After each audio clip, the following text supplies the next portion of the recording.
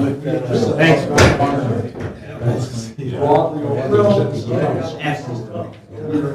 Was that the?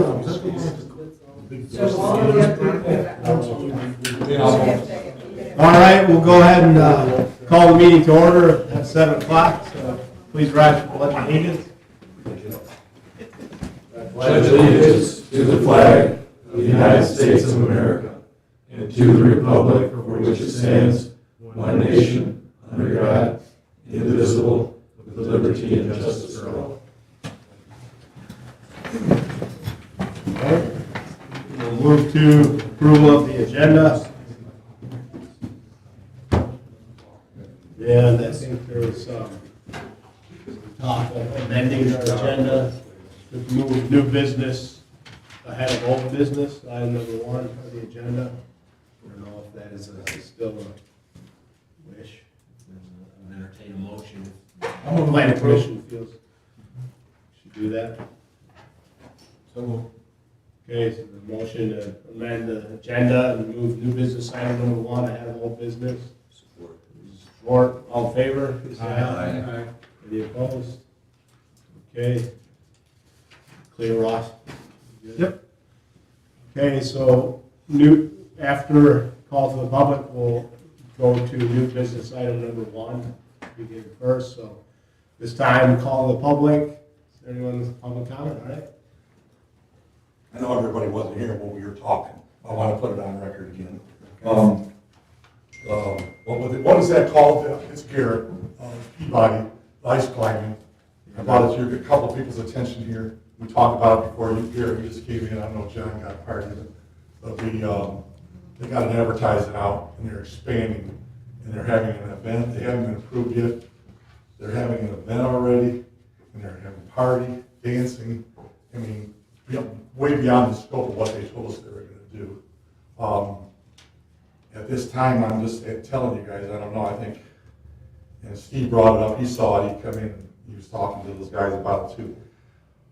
What they told us at the public hearing and what they're doing now, and it was explained to them pretty clearly, where they stood. And they acknowledged, Garrett acknowledged, I even stood up and said, listen, if you guys are going to plan on having events, which they said they weren't at this time, you're going to have to come back here and get it approved by the township board. And Garrett looked right at me and said, okay. And he looked at you guys and said, yes, I'll do that. I'm not against Garrett doing what he's doing down there, because that was his name, Garrett, right? And it's only a couple months out of the year, and I figured a little bit of ice climbing stuff down there wouldn't hurt, and the neighbors were not against it. If the neighbors were against it, I'd say, hey, listen, I'm going to stand up for my neighbor and say, they shouldn't have to do this. But they didn't have no complaints. So, but I think at this time, they should be notified. From what we've seen, you guys seen it, that it should be scratched. I mean, what they're approving, what you guys approved, I think it should be nullified. I mean, they haven't been approved from the board yet. I mean, they went far beyond what they were told to do. And they're doing things that they didn't say they were going to do. And what they promised. So I think they should be made to start over. And if they're going to do this stuff, we got to have another public hearing to see what the people think. I mean, maybe those people don't care. But I got a road leading into that place, the main road. And there's other people, and I know if this gets too big, I'm sure people aren't going to want a million cars going by their house every weekend. I know it's only a couple of months out of the year, but I'm just worried about safety, parking on the roads, because I don't think they got that much parking down there to do a party. From how they're advertising, so if it does overflow, where's it going to go? Is it going to go on your property? So there you go, Steve. So good luck. Thanks. Anyone else? Public comment at this time?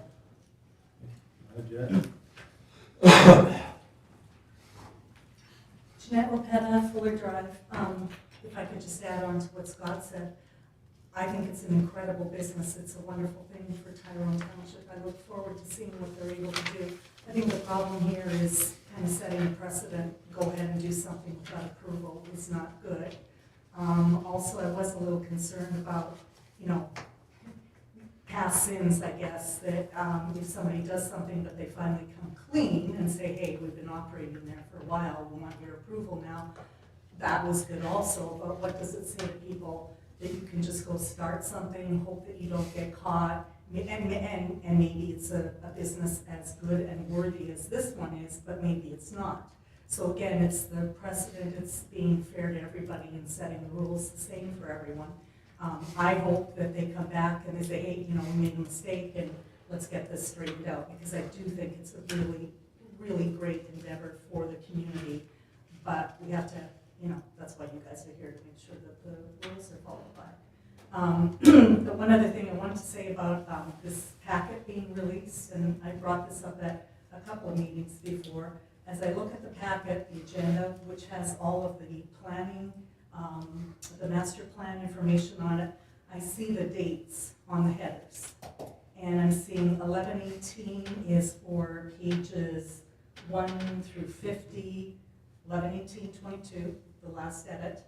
And then, and then the other ones were on Friday, January 6th. My problem again is, we got this packet yesterday. Perhaps people think we don't care, but many of us pore over these packets and want to know what's going on in the community.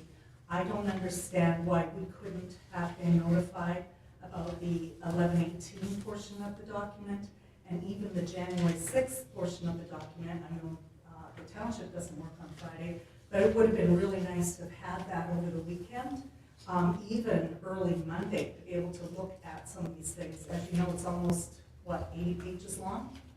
And I don't know when you guys get it, the planning commission, or if it's just tonight that you finally see it. We as a community would like the same opportunity. Well, actually, we'd like early opportunity to be able to see these documents in a timely fashion.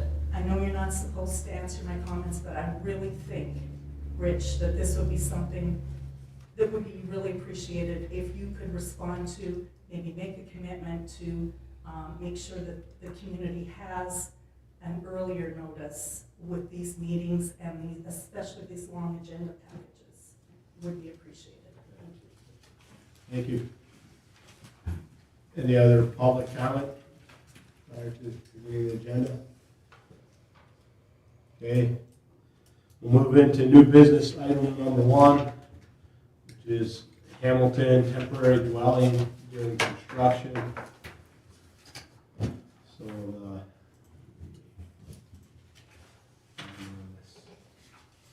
right here. So the applicant, and the reason for this being at the planning commission is it's expected that the time it takes to reconstruct the home, which was damaged by a fire, will take longer than 3 months. So in that case, then it requires planning commission approval. Ross, I don't know if I missed anything, it's pretty straightforward, that's pretty much it. In the event of a disaster, a fire, natural disaster, anything like that, we can, staff-wise, authorize a temporary dwelling up to 3 months. Anything beyond that requires planning commission approval. And just as a note, Ross, for us in the future, is the 3 months, has anybody hit that target realistically before? No, That you're, in your experience? not that I'm aware of, no. Okay. There's no way you're going to rebuild a fire damaged house in 3 months. No. No, not in this environment, no. Especially with supply shortages. Just something to put So on the this list is- for amendment. This is something that we might want to consider for a potential future amendment, Yeah, possibly extending that time frame to be more realistic with, the current times. Yep. And this is just temporary, as long as their house is being It's built. temporary during When construction. the house is done, they're gonna pull it off. Correct. All right. I move to approve.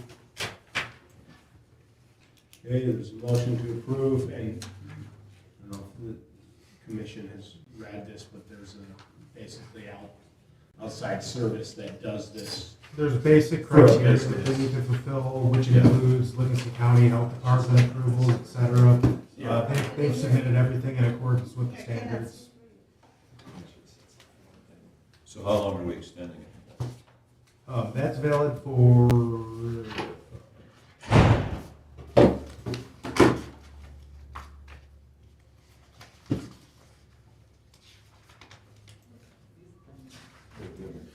More than 6 months. So, the, Who knows, sometimes it takes months to get windows in. It's gotta be more. You don't know. It's gotta be more than 6 Good months. luck, good luck trying to come The up with letter from. It's during construction. Right, so. When construction is done with the new dwelling, temporary dwelling gone. Mhm. So I'm still suggesting that it include a date and that we can renew it with that option. But I would prefer not just an open-ended, leave it until construction's done.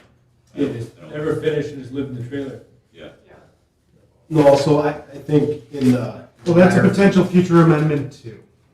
Because right now it basically says during construction, while the new home is under construction, they can live in the temporary dwelling. If they choose not to construct the new house, that's a separate story. Then we can just revoke this. But if they're actively working on constructing a new dwelling, we allow them to inhabit that as approved by the health department until their new dwelling is constructed. That's how it's currently written. Yeah, here's the. Well, then I would propose an amendment to that. Oh wait, we have 10 months. I was gonna say like 10 months. 10 months, but that's written in. So it's automatic for all of them. Okay, so that's a given then. Yep. I still think it should be specified in the approval that it is a 10-month limitation and that it can be renewed within. If it is going to be renewed, they do need to come back here. Oh, right, Yeah. it has to come back here for approval. Which doesn't necessarily need to be stated because once it expires, Yeah. they need to automatically. Yeah. So we're good. This is a recommendation of the board too. So Thanks, Ross, that's us.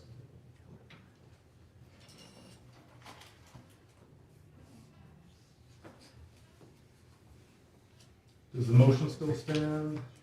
It does.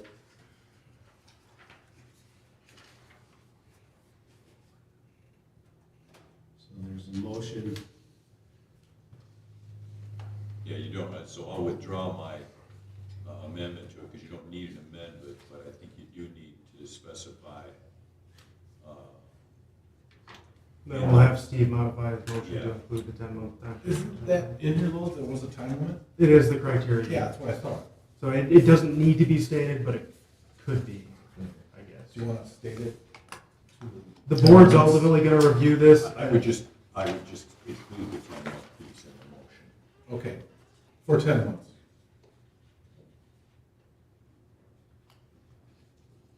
Support. Okay, there's a motion and support to approve the temporary placement, single-wide mobile home for duration of 10 months. And when does the 10 months begin? We need to clarify that. Well, it's going to be from the It's- board. It's going to be from the That's, board. I just want to make sure it's clear to Yeah. the, Yeah, it'd be for from the record. Yeah. 10 months from board approval, okay. Motion and support, okay. All in favor, please say aye. Aye. Any opposed? Okay, none opposed. Got that, Ross? Yep. Clear.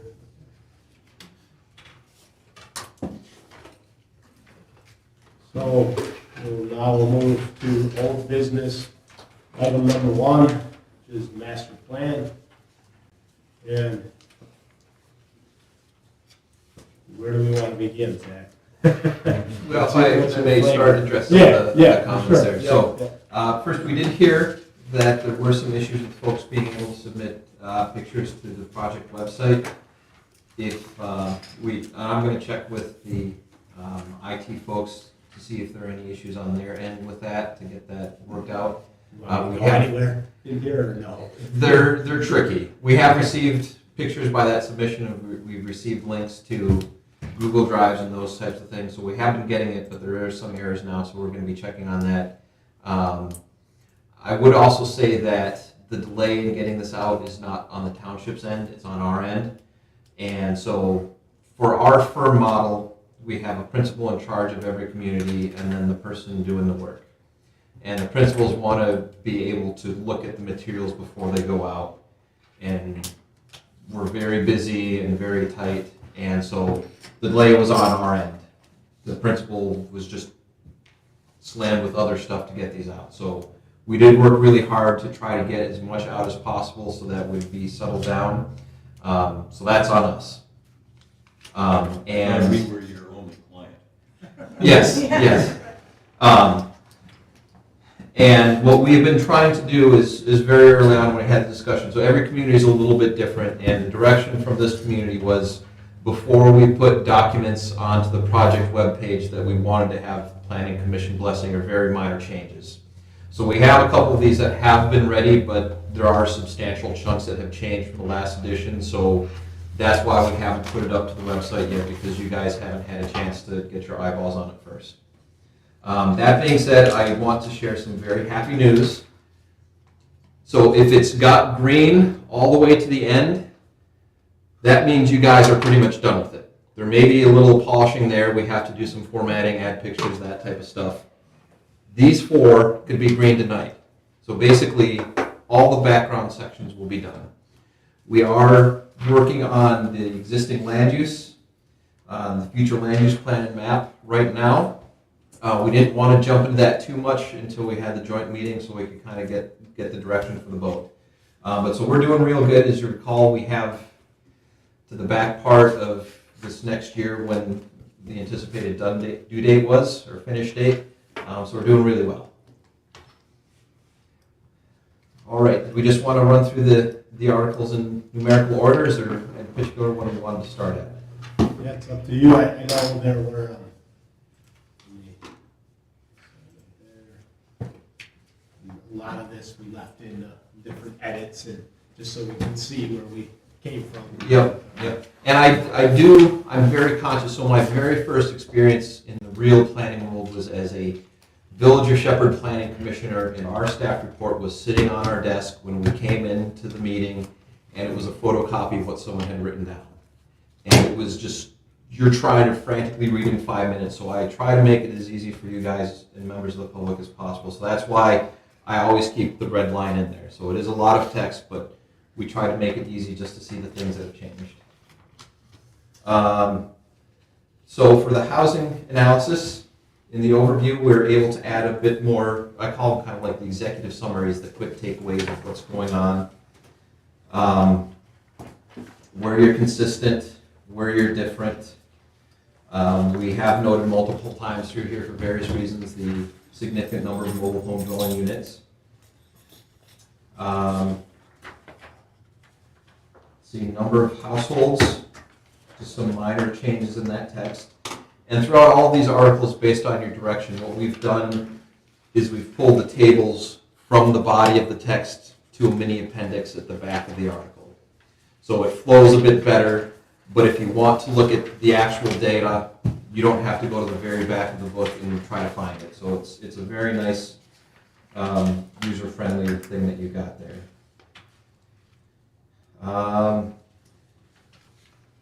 Just minor changes through there.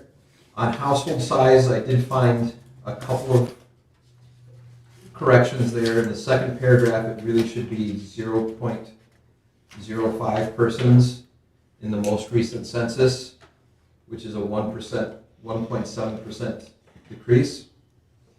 And then one thing that I do want to correct in there, or make a bit more clear, is that change is kind of small, but when you look at the change over the past couple of decades, you guys have seen a significant decrease in the size of households. And I don't think that, based on some comments I saw, that that's super clear in there just yet.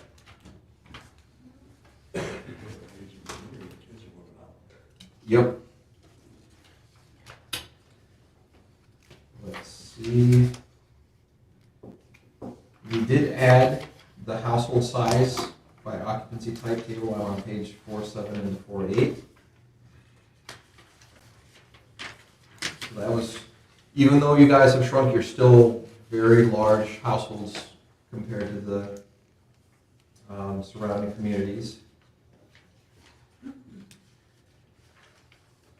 No changes in housing occupancy, we just removed the tables.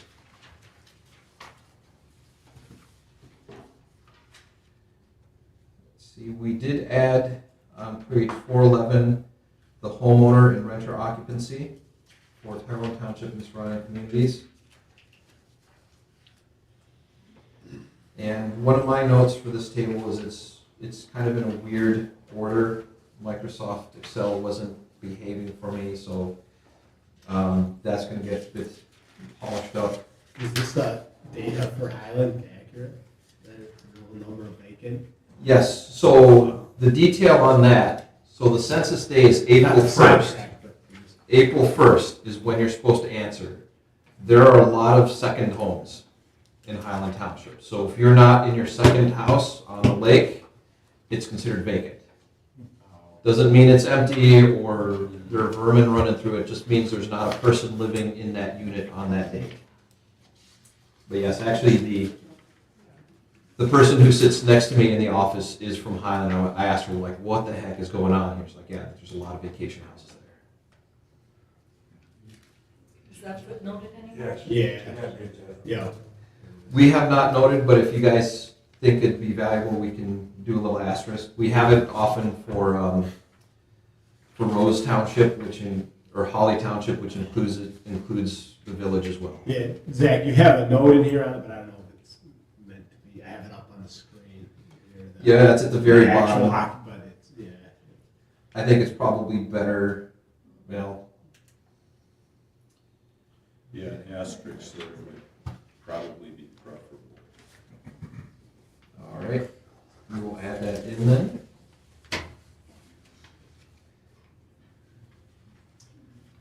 And for housing unit types, this is again from the census.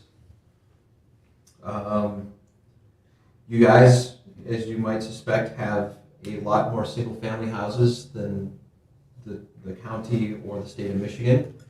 You also have a lot more mobile homes units than most other folks. So again, we're setting the stage of what's here. And it goes, if you'll recall, some of the goals and objectives are to limit additional stuff because you can see your metrics are off. And so it's important to establish where you're at for the goals. We also add at the bottom of 413 some of the context from the community survey, the preferences, and we've done that in graph form back on page 414. I really like how that reads. It's very, very quick and easy to get a sense of what folks are doing or what their preferences are. And the appendix is going to be mostly this format. That's for a couple of reasons. If we did it the way it just pops out from the software, it'd be like 120 pages. And you don't need 120 pages of appendix back there. This is also a really quick, easy way to see the results. So it's referenced there, but it's quick and easy. Zach, so I think this table is going to really play a role into developing the future land use map, specifically areas where the current future land use map shows high density. And everything in here is showing nobody wants that. Yep. So I suspect the higher density, we're going to be much more deliberate. Not high density, but the higher relative density for the township. We're going to be much more deliberate and sparing on where that goes. For mobile home parks, we document what you've got, the Tyrone Woods and Cider Mill crossings. That's again important when you establish that we've got plenty right now. We're above our share.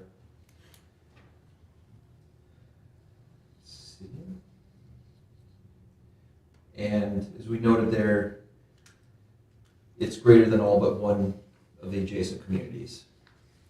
So you are way up there. For number of permits issued, you guys have been pretty steady. There's been a little dip the past couple of years, but it's been consistent. It's been higher than what it was before the Great Recession, so you're continuing to add some housing stock. I didn't add in here, but one of the limitations right now is that you guys, most of your single-family houses are going to be on individual split lots. You have very few ready-to-build sites in the site condominium or subdivision. And so individuals will have to go through the process of surveying and splitting their property and getting the septic and the well and the driveway permit. So that tends to naturally slow the process compared to a community that has easily developable sites. I'm going to pause if there are any questions on the permit stuff. This is really neat. One thing that I was really excited on that I haven't seen in a lot of other places is the housing sales data there. And I want to really thank Tyrone Township staff for getting this to us. They got us all of the sales information for all of these years. It's a massive, massive spreadsheet that we did some massaging on. We looked at arm's length sales. So those are when you're not selling it to a relative or you're not inheriting and stuff. That's kind of the true metric of the value when it changes between two people. So we're able to find out the median sales price. We looked at the average. We looked at price per square footage and price per acre. As you can see on page 417, it has increased quite a bit, especially since the Great Recession. We did want to go a couple years back before the Great Recession to have kind of a more balanced starting point. We did include there that because affordable housing is really tough for folks to get their mind on. You've bought your house 10 years ago and it was easy. But with these changes, it gets tough. So we did put in roughly, and this is a bit dated, this is before the Fed started raising the basis points hand over fist, but roughly you would need $90,000 to $110,000 household income to purchase the median house in the township today, which is, your median household income is on the lower side of that, but the good news is it's not significantly off. There are some communities where the median sales is 10s, 20s, 30s, thousands or more above that. So that is kind of good news, but it is trending in the challenging direction. The couple of takeaways for sales price per acre is the larger properties had a much smaller price per acre. The smaller ones had much higher per acre. They tended to be lakes, right? So the lakes are really valuable compared to 10 acres with trees, although I really like trees. It'd probably be more peaceful living with trees, but let's see. So that was really exciting, and I have not seen this type of information in a master plan for the sales. It's usually part of a separate housing report. So kudos again to the township staff for being able to get that. And then basically the rest of the back of that article is just all the data that we've pulled from the front that serves as a mini appendix there. And since it's been a little while since we discussed it, there are going to be hyperlinks within the text. So if you want to go, if you've got the PDF version and you're reading it and you want to go to the raw data, you can click the thing and go there, and then you'll be able to click back. Yeah, the only thing I think we asked this when we covered this housing analysis in our previous meeting on it, but if there's any way to sense check this data against surrounding communities. And there was comment, I know Kim sent an email before the meeting. I think we asked it previously, and I know you said the data was from the township, so it's not like it's a state published thing, but I don't know if there's any way. I will offer a couple of options for you guys. We can get it from the county. They have that as part of the equalization department. So there'd be one place for us to contact. Now it would be a bit of a hill to lift all that data for the entire county and try to find these same metrics. We could also contact the surrounding communities, or if they're benchmark communities, you want to see how you compare to Highland and Fenton Township. We can contact them and get it for the same time. It does take time to do the processing and get the Yeah. data to do that. Yeah, I know everyone maybe has different thoughts on it, but it's, to me, this shows what all of us who live here know, that our community is desirable, right? And if we can compare it to other people, but we all know that, so. I don't know how much effort to put into, to get that data, but it's, I don't know what the others think here, the commission, but to me, I think it's enough to see it how it is with the data we have, but how you guys feel.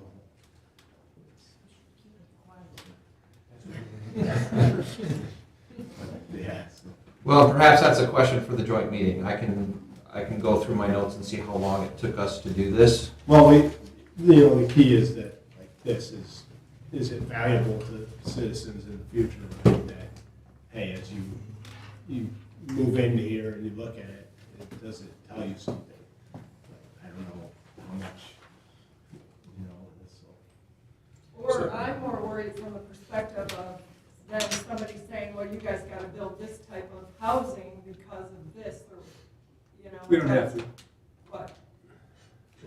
Wouldn't have. There's no requirement to build any certain type of housing because of the cost.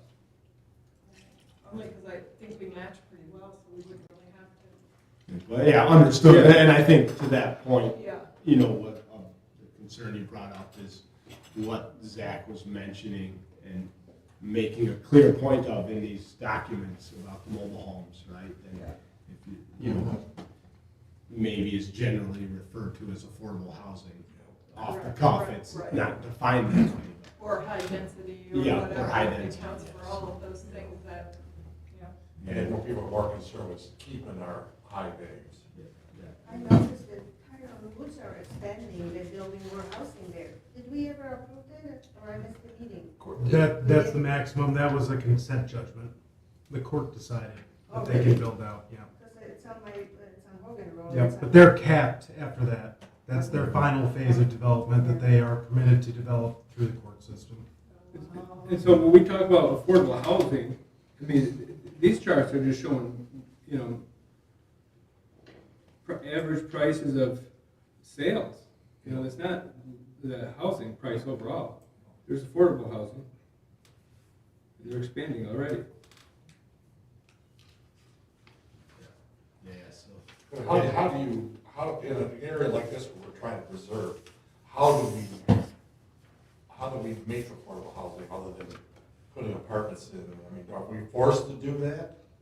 No, I think you're could be required to have a certain amount of mobile homes, but there's no requirement to So we should be control the rest of the housing. Or density, or like density per acre, go up to 6 or 8 units per acre.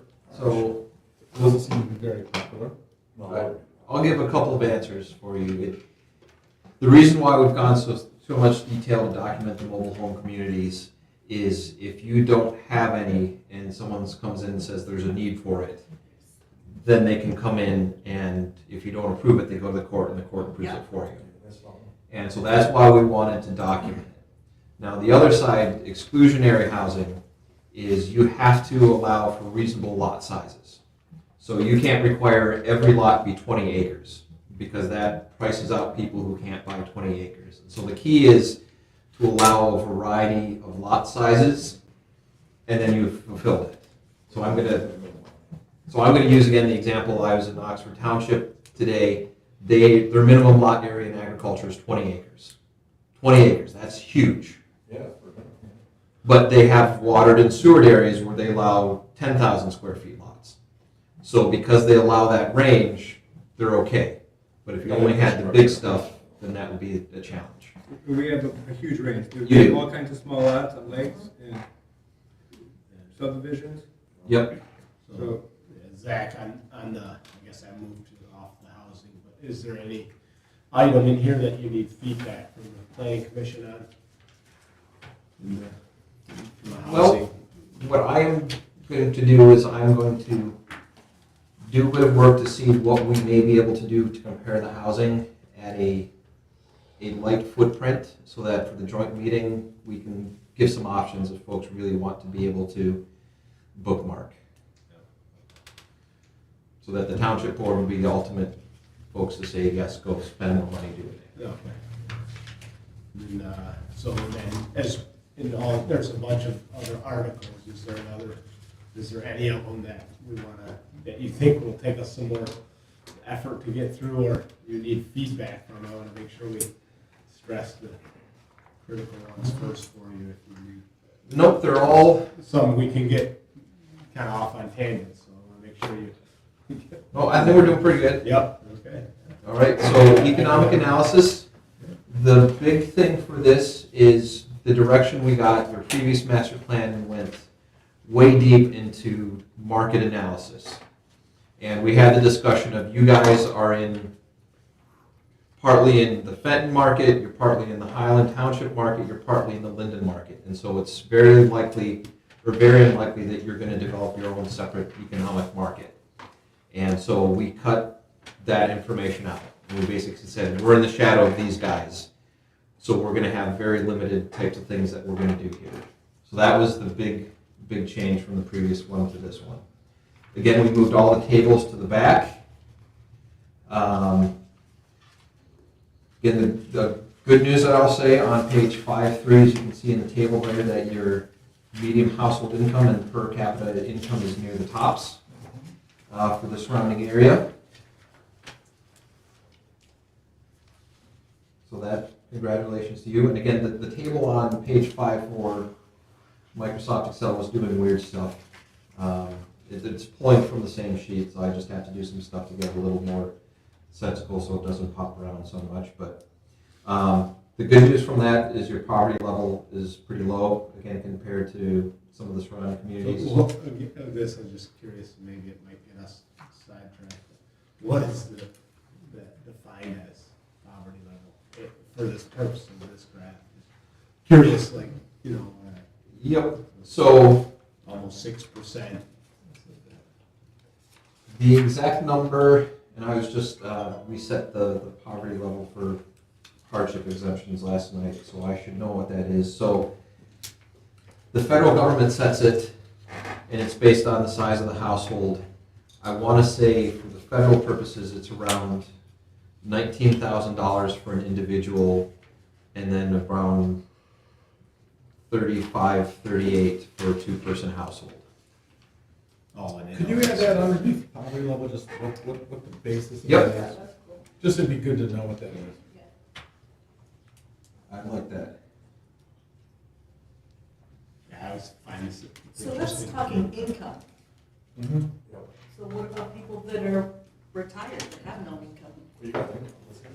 They don't count against the unemployment because they're not actively seeking employment. So it's that weird thing where sometimes when you're coming out of a recession and employment goes up, it's actually good because more people are trying to get jobs. Yes, it's fun how economists kind of think sometimes. But I will add the poverty description in there.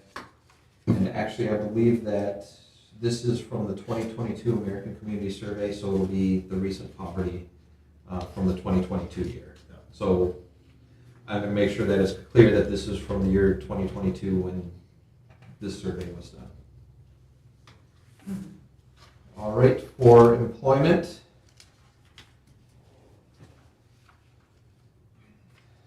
Let's see, we just moved the tables out. And I do want to, the table on 5.8, I've been playing with this. I didn't put a new one in here, but there are some little tricks to make it more readable. It's basically going to take up a whole page. So it's a lot easier to see, and we're going to get gaps between the different, between Tyrone Township and the others so that it pops a bit more. So the fact that we've pulled all the other stuff from the text to the back, it allows us the leisure of more space in here. So that will get bigger and easier to see. The other thing that we've added from the previous graph, 5.8 on to 5.9, is we had the question of where are the workers coming and going. And according to the American Community Survey, 2019 is the most recent information for this, that in 2019 there were 4,826 workers. 142 of them worked in the township, and 746 came from another community into the township. So you see there, that's the folks coming in, the folks going out, and the people working here. Does COVID affect these numbers from the perspective of people working from home? Not this, because this is from 2019. Okay. Well, this is from 2019? Yes. Yes, so this likely is Oh. inaccurate, right? It's the most recent information that's Yeah, available. understood. Yes, It's the most yes, recent. but it likely has changed. Yeah. Plus, who did they survey? So, American Community Survey, did anyone ever get the long form of the census? Where it asked all the details about the number of plumbing fixtures in your kitchen and the type of basement and all those things? No one? No. Okay, I got it once, and as a planning student, it was fantastic. It was glorious to do that. They stopped doing it because other people didn't think it was as cool as I am and weren't filling it out.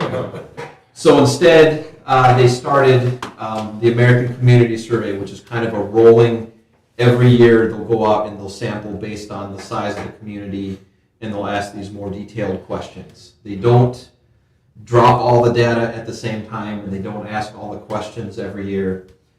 So it's a statistical sample that they've taken where they have contacted a certain number of people in the community and asked them, where are you going, where are you working, and that's how they get together. So it's never going to be 100% accurate unless you get everyone to participate, but it's within their margins.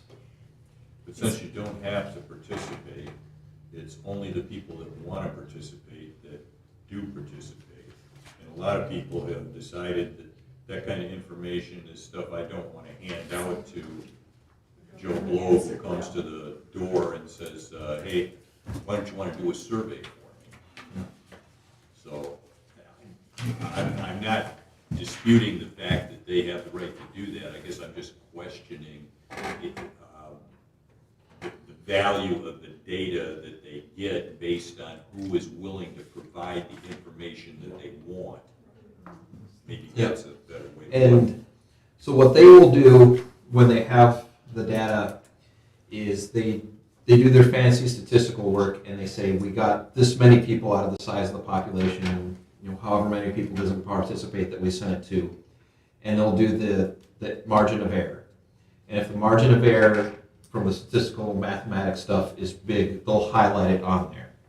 So what I would caution is that this is kind of a big, broad brush picture, and so I wouldn't say make any solid plans that there are 142 people in the township that work in the township. Instead, kind of look at the big ratio that there's a lot of people that go somewhere else, there's a fair amount of people who come in, and there's a smaller amount who are here and work here. So kind of use it as that big brush. Zach, it's a minor point, but on 5.9, why is that map tilted? I mean, why doesn't it? It's one of those things that kind of bugs me. It bugs me too. So unfortunately, Could you fix that? Because it's like, I don't know, it's like I got ADD or something. 'Cause it's just, I got it too. So these maps, you go into the American Community Survey and you plug, we want to know the commuting work patterns for this community.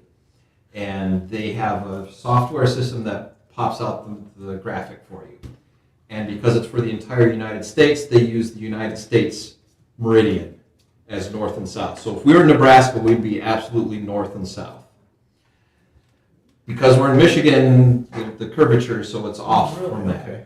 That's an interesting Yeah, but explanation. you just got like a graphic on top of a generic map, right? So just use a map that's located here that would have north up and put the same graphic on it. All right, we can make that happen. Well, that bothers you guys a lot. Yeah, I mean, It does. How many people are just gonna blow through there looking at it? yeah, it doesn't really bother me. It's Put not an dramatic. asterisk on it that says it would have been flat if we were closer to Yeah, there we Nebraska. go. I want to put the map in there. Let's see. Then we added the detail that even though a lot of folks don't work here, the location relative to employment was important for why they decided to live here. Yeah. So you may not have it here, but folks think it's close enough.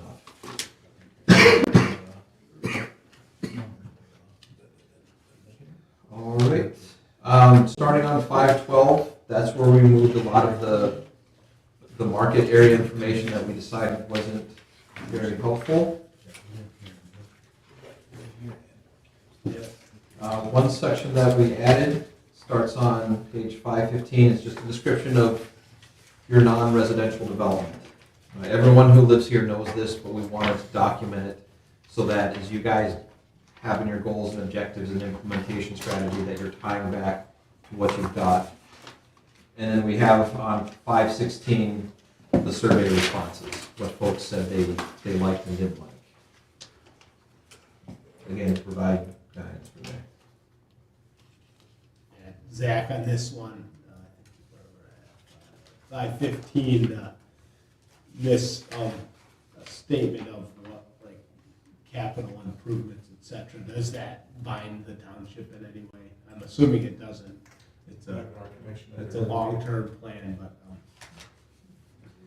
Yeah, which paragraph is it? so just the last sentence before 5.8.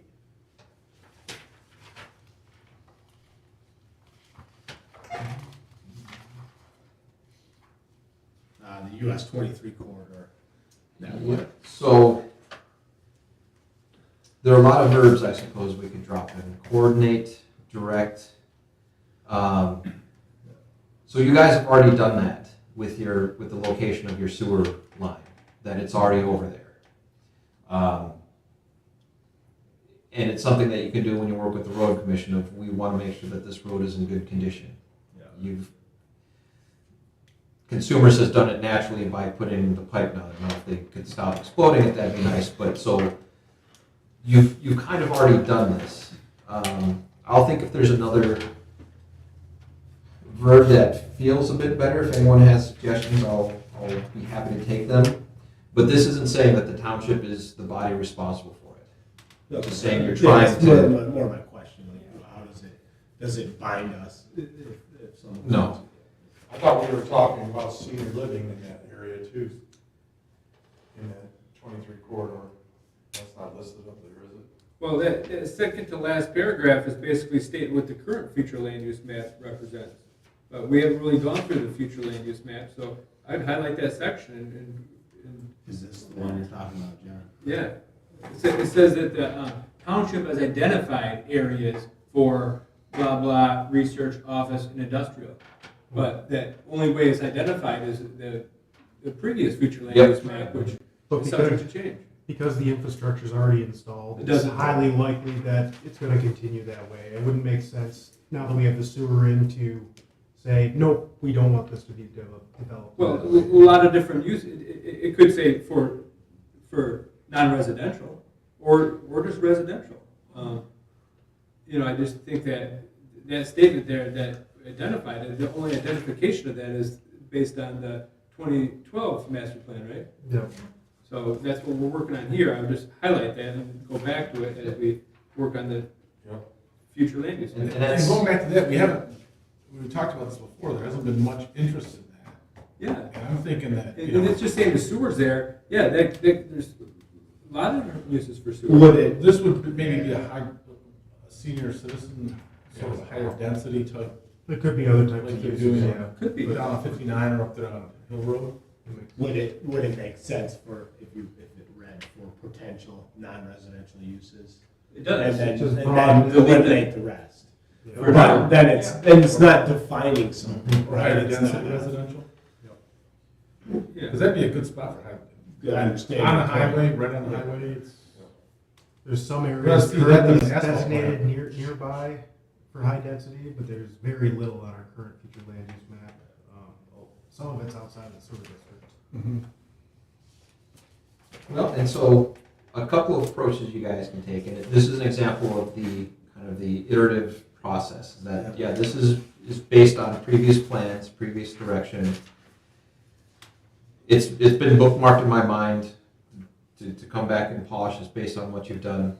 We can also leave it in there that in the past this area has been identified for where non-residential things would go.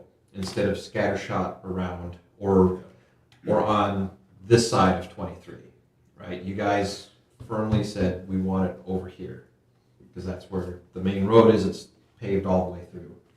So I'll note it now, and I'll think of some ways that we can honor it both directions. Is that north end down there? That's- I guess that whole thing with the capital improvements kind of bothers me a little bit from the perspective of it saying the township should coordinate. I guess I read it as that is the responsibility of the township. If we're not doing our job, then we're not coordinating the capital improvements within the area. So I guess, to me, as a board member, that makes it sound like we're not functioning as we should to coordinate those types of activities. And I think the opposite is true. I think we are coordinating that. So rather than saying they should do that, I guess I would see it to say that we do coordinate the capital improvements in this corridor to facilitate orderly development. Because otherwise it's saying we're not doing that. Or continue to coordinate. Yep, has and should continue.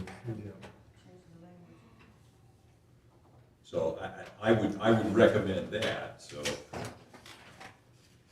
Because to me that sounds confusing. It sounds like we're not doing that right now. All right, thank you guys all for the feedback.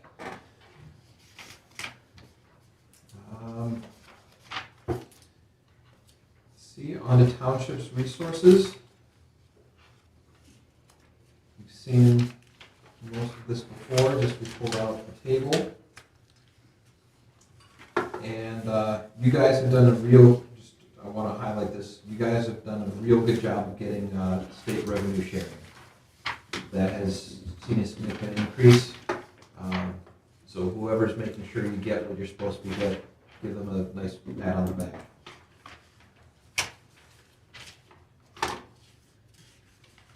All right, any thoughts, any additional thoughts, I suppose I should say, for the economic analysis article?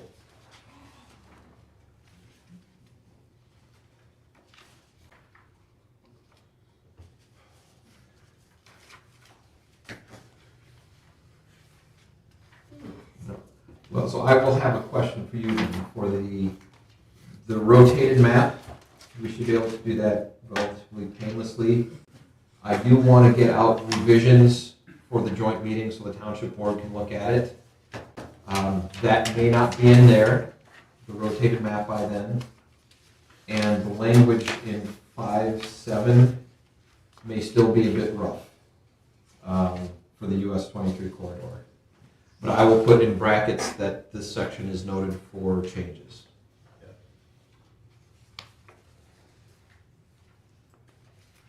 All right, I guess on to natural environment. Let's see. So in 6.2, we added details about development around lakes. We have some that are completely built up, some that are half, and some that are still wild. On top of page 7.2. I'm getting there. Oh, sorry, my I think apologies. I didn't have it open.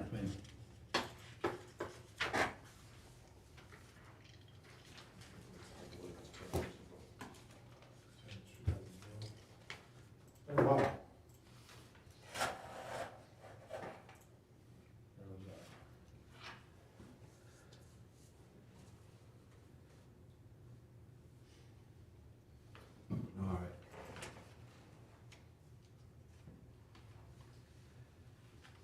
So I wanted to ask the northern side of Stearns Lake with the gravel sand pit. We did have language that it's likely the lake's going to get bigger if they keep extracting. And real common uses for those are recreational or residential. I know there's concern about the type. That would generally be addressed in the future land use map where you set out the densities or the type of use. But I wanted to check to see if there was any concern with how this would is phrased in here if you wanted to delete it or amend it.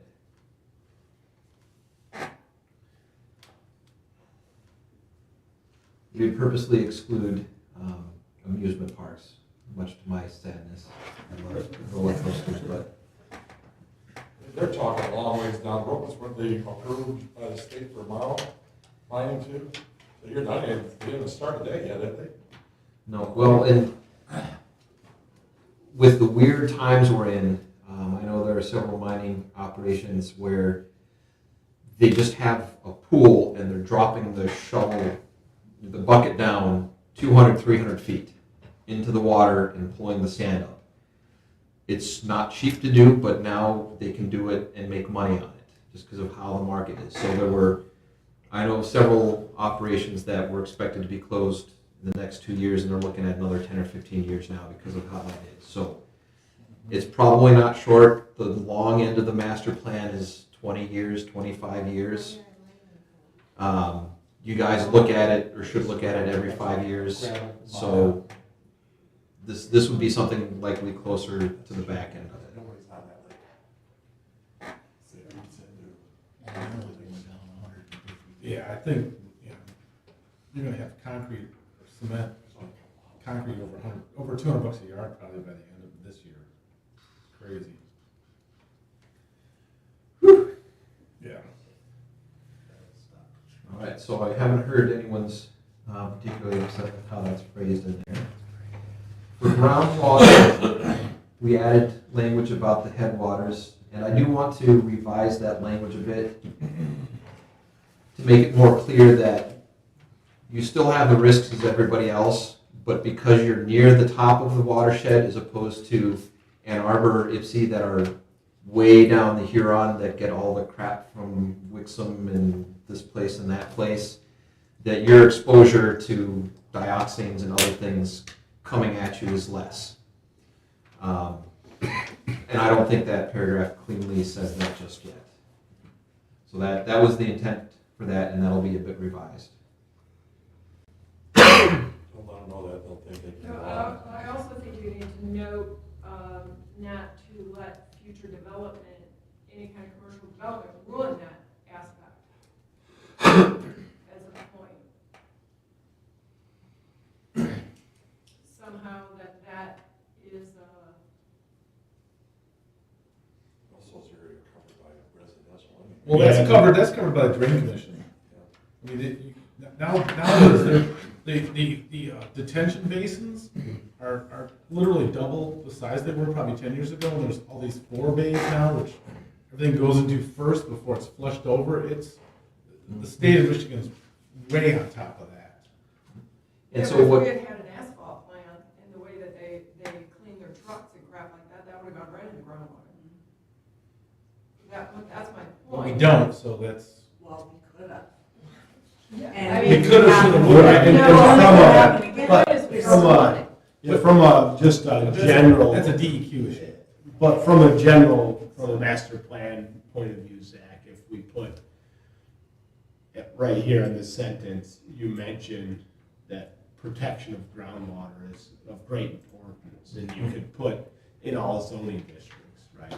Well, And so- there it doesn't, I don't know if that would, change the intent of your statement here, but it would Yeah, so clearly communicate. Are we gonna right? ban fertilizers on any lakefront property? I mean, if you wanna get into Yeah. groundwater, you know, They can throw a lot of Yeah. those so far. get on the.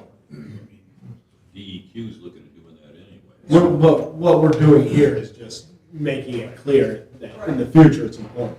right? Yeah, so- By your statement. to set the context, this is kind of the background establishment of, hey, everyone's on well water, groundwater is really important. In the goals and objective, or the goals and visions, that's where it says we want to be careful about uses with hazardous materials or processes that could be dangerous. So we do say we want to keep those hazardous uses a really close eye on or not let them here. But that's in the kind of the looking forward section of the master plan, whereas this is the snapshot of today. So it is in the master plan, but it's in the forward looking section. And I still want to put in a word under 6.2 for, at the top of the page there, back to Stearns Lake, and that I do not want to see gravel pits turned into Michigan Adventure Park here. That's right. And I do not want them to become Camporee World either. No recreation. So, and you know like I know that there's only so much lakefront property, and when that runs out, that gets turned into lakefront property. So, I guess if we're gonna address that in here to say that it's considered as a location for additional residential or recreational opportunities, it should definitely be controlled residential and, or something in there to indicate that if I have developers that want to buy up these places that may be going bankrupt or whatever and turn them into that kind of stuff, that's not what the residents want here. But to that same point Zach just made, would that be in the goals and objectives? That Specific. specific one would be most likely in the future land use map, where it says, for example, recreation. Would we get into trouble with something like that, though, because we don't have that zoning somewhere in our township, so they would say you're excluding it, and then therefore you're...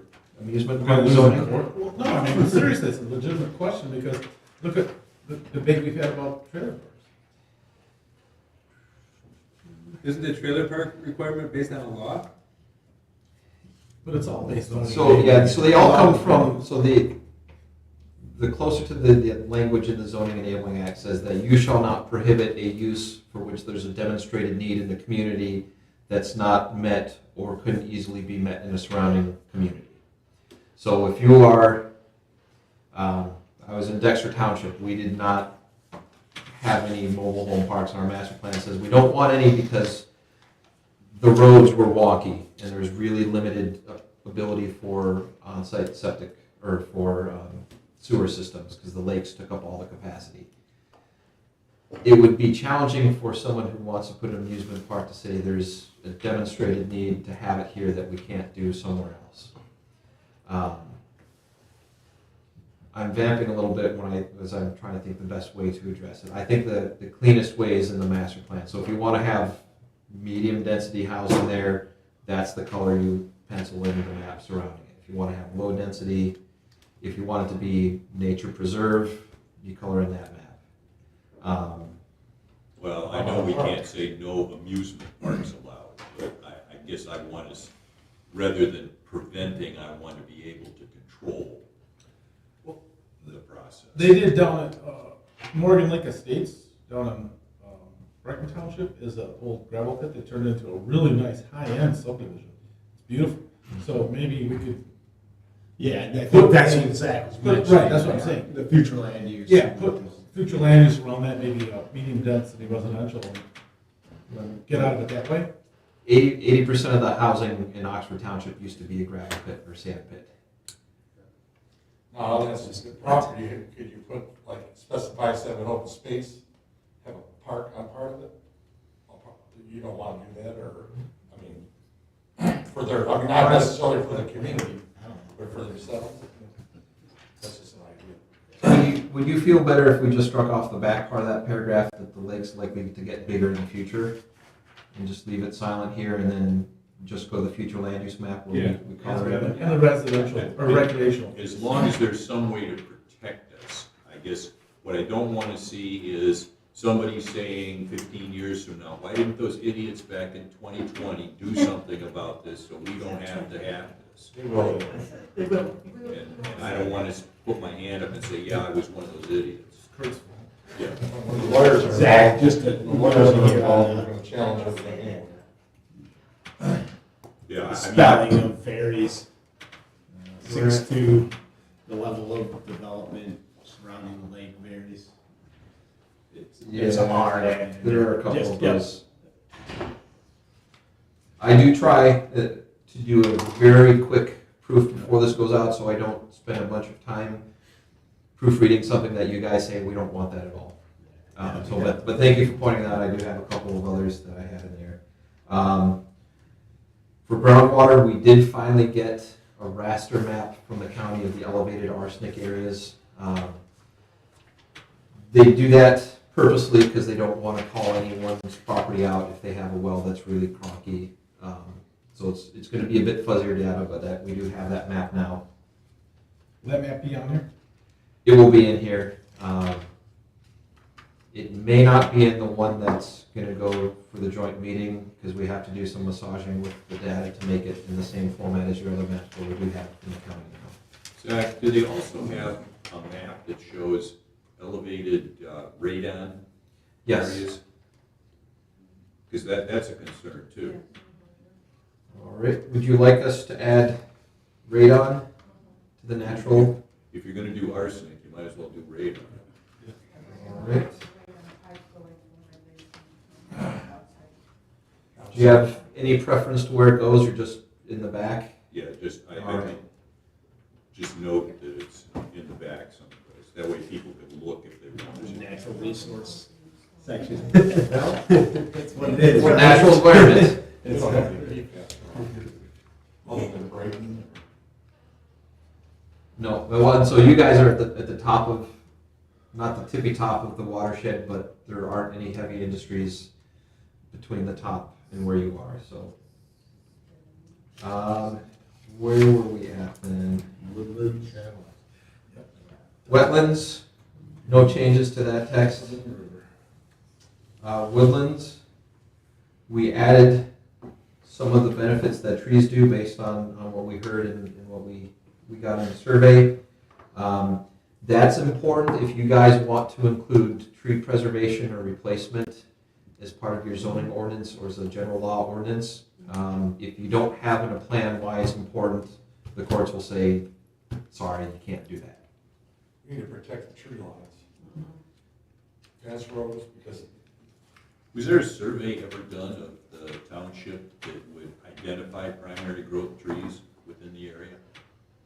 No. I know they've done that in some areas, but I don't know that we've done it here. Not that I'm aware of. I'm not aware of that either. Costs a lot of money. Yep. So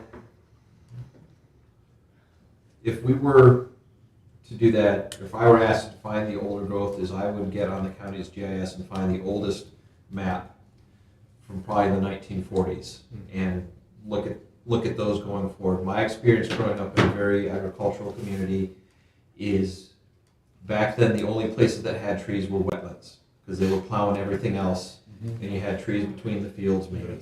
There's more forest now than it was Oh, yeah. 20 years ago, 100 Yeah. years ago, 200 years ago. You just look at the 1950 area, Yeah. it's totally different. I mean, we've got way more. Way more. now.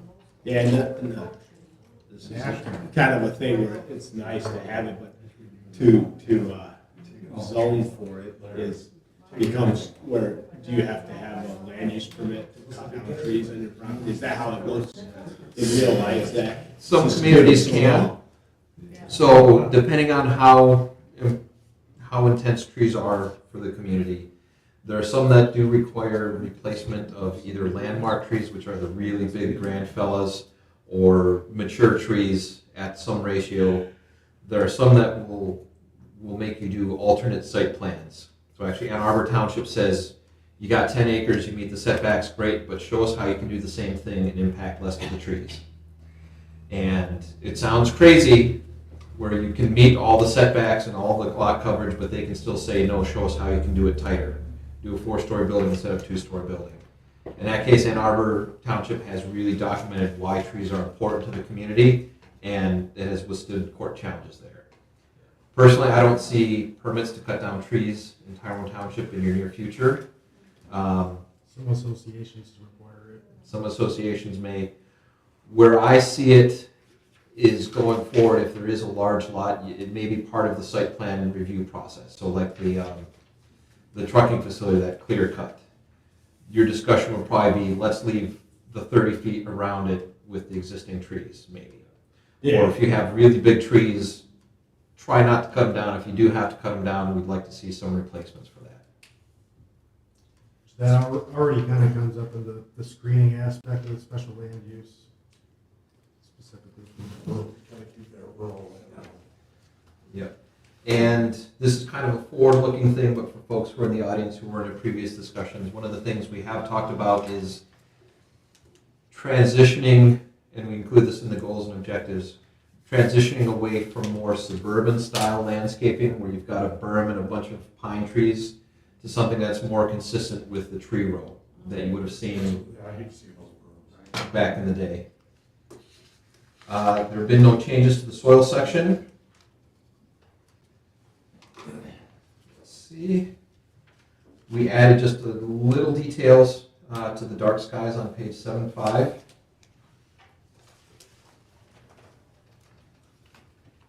Again, to make the case of why it's kind of important, or to set the table for what we've got now. Well, if you want to see the comet next week, you need a dark area to go to. It's dark every day here, we just don't ever see the sun. What did I see? I think Yeah, it's a day, yeah. Most days, it's wild. Grand Rapids has this year seen 4 hours of sun. Vitamin D. Which is gray skies, not dark skies. That's something else. For land capacity, we added just a little bit of description of what we're looking at there. And we do have a land capacity map that will be able to go in the version of this that goes out. Actually, the guy doing the map was very deliberate about the color. It's just kind of a dark gray. It's like, I didn't want it to be a sad color or an angry color. And so like, no, Battleship Gray is good. It's just calling it out. Guys, don't look at those lines over there. We do have the maps added in the back here. The watershed map, that's a new one. The natural features you've seen. My apologies for whatever Microsoft did with the field code change. The drain district map, we do have that from the county as well. That should be in the version that goes out tomorrow. Elevated arsenic map may not be in the version that goes out, but we do have it. Let's see. And land capacity map will be in here, and then I also have that we're gonna get the radar map.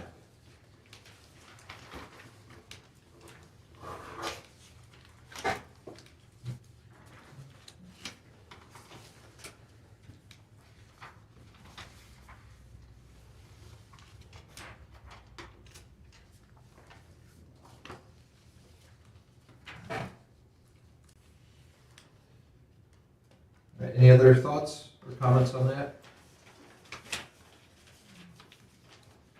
All right. Then on to community facilities and public services.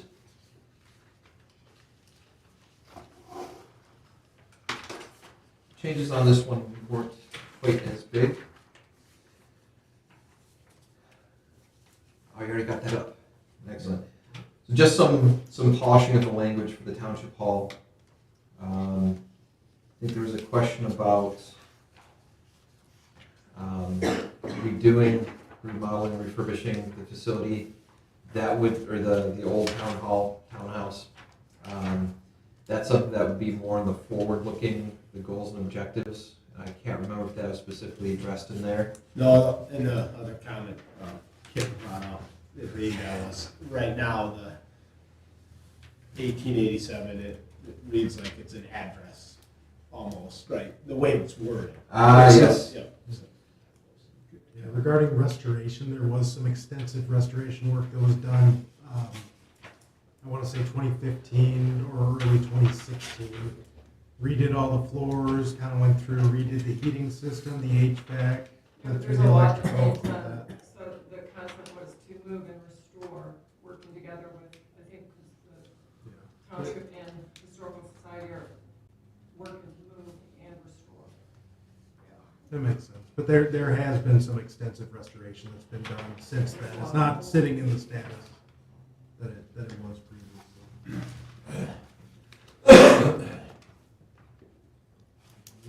Yeah, I'll massage that to make sure it's not an address. For fire, 1887. That's wrong, isn't it? But it was 1887. No, so they go from 1887 to here, it went to Center Road, then it's gonna come. No, that's why we were changing it. Oh, Yeah. yep. I was trying to figure. Alright. No changes to the text of the fire. We do have the fire coverage map and the ISO map. There are some I think homeowners would be really interested in seeing the ISO map. That's essentially the insurance risk for where your house is located of it burning down. And there's some areas where just get the marshmallows. So we're gonna make sure we don't put a lot of houses in those areas. It's not unique to Tyrone Township. If you're a township that doesn't have water throughout, it's not uncommon. No changes to police or code enforcement. At least nothing substantial, just some minor changes there. Under waste management.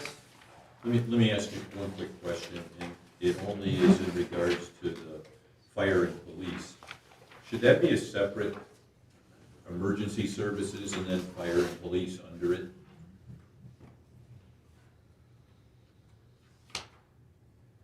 There are different ways you can slice and dice it.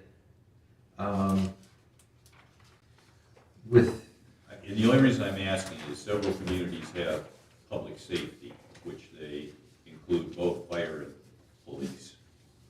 And that could be an option at some point if you ever went to something like that, is that your fire and police would be combined. Just a question. Some places even throw code enforcement to the cops. They don't like it. What they do. It's just a style thing. So your current master plan is kind of punchy, where it's got not all cases, but it's kind of a quick 3/4 of a page. Here's what's going on, and I tried to keep them separated into that same spirit. Okay. But there are some communities that their master plan is all lumped together for public safety. Is EMS under fire? That's a complicated question in Michigan. It depends by community to community. Not all fire departments respond to medical calls. If you do, you have to have certain certification. Not all fire departments do EMS response or medical transport. It was not a part of your previous master plan. I did not add it in here. If you'd like, we can add a placeholder for that. I guess Could be bigger cities facilities and have the public EMS services. with the fire department. Like, my husband was a EMS in the fire department, and we don't, but, We have Livingston County that responds, Yeah. so, I mean, it's not in there, I don't know if it's yeah, yet. you have to be certified, of course. Could be, it could make sense to have it in there, right? Put it If in you- there. if you- Good point. You know, if this is the thing you go to, if you move in or whatever. All right. I'll sneak that in before code enforcement then. Yeah, that makes sense. Is there, as I go back and read this, should we address the fact that 911 calls go to different areas? For example, I live near the northern border. When I dial 911, I get Genesee County, who has to transfer me to Livingston County. I think we mentioned this in the last workshop, you did, Kurt. We Zach, you brought mentioned it in Is the goals and code? objectives, but we don't have it in here. Okay. So that would be good to include as documentation. It's just a quick blurb for fire and police and EMS. Yeah.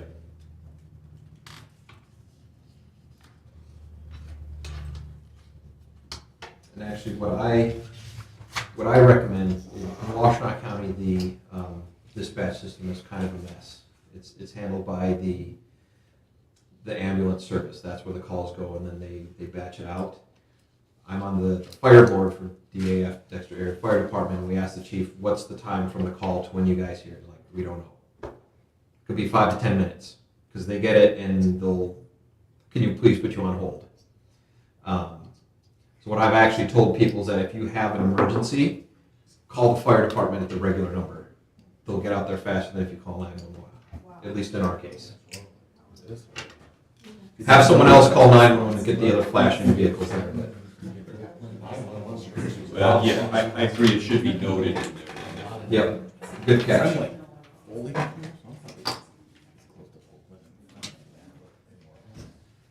All right, schools.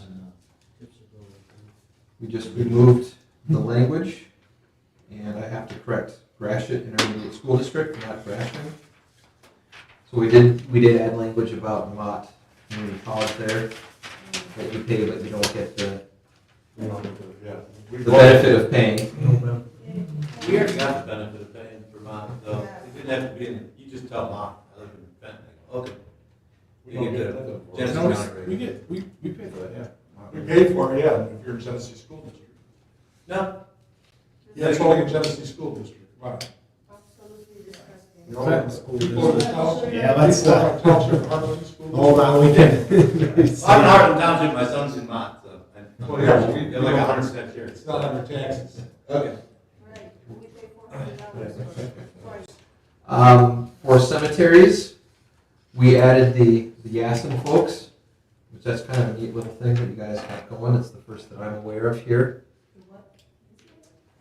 The Green Burial Cemetery. That's the Siddiqui one. All right. The next big thing that is on utilities on page 8.8, we added a bit of details for electricity, natural gas, potable water. I'm not sure why the formatting did some weird stuff there.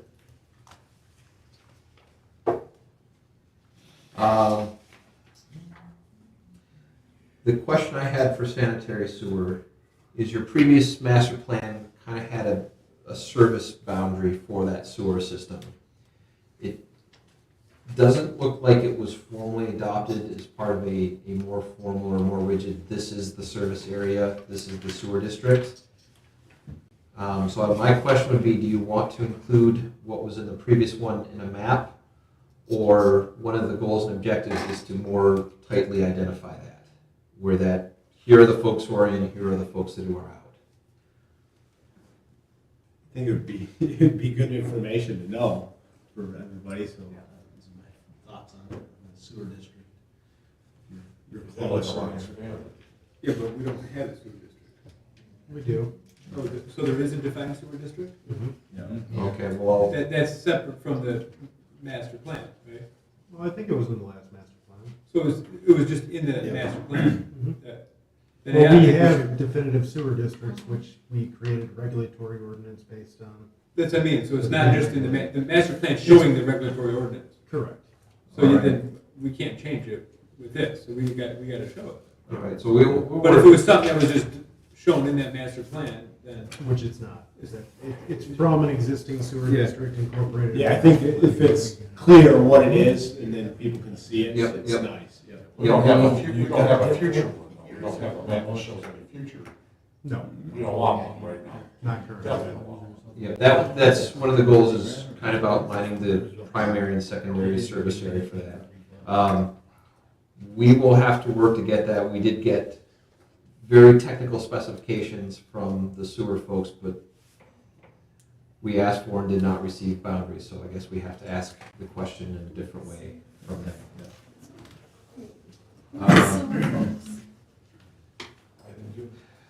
Do Under the Parks and Recreations, you want to add some gardens to that?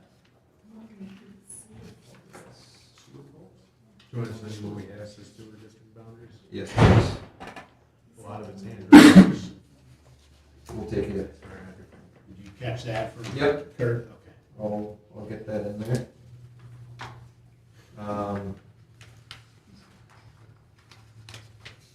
So I heard a question of who are the sewer folks? It's the authority that's running the thing. They have all the technical specs on where the pipes are, where the lift stations are. Our GIS guy talked with their GIS guy and did their GIS talk together. So I'm gonna have to kick up that we also want to have the map boundary. It's the drain commissioner's office. Yeah, okay. Okay. Steve knows all that stuff. Steve will tell you. Oh, yeah. So you're just gonna add that boundary to the same map? Yep, yep. So for internet, if anyone has anyone besides Spectrum for a cable line, let me know, but I did all the poking and they're the only one that's showing up. The Livingston County broadband data collection from March 2022, they basically said that 85% of the township gets 25 down and 3 up. No one gets 100 down and 20 up. So there is actually, you're pretty good with what's defined as broadband by the Federal Communication Commission, but not what the industry experts are calling the new broadband. And there is a little wedge kind of shaped like that goes to your western boundary where you just can't call Spectrum and pay them enough money to do it. I saw something in the news that they're expanding the fiber optics. Are we gonna be, is that gonna hit any of us?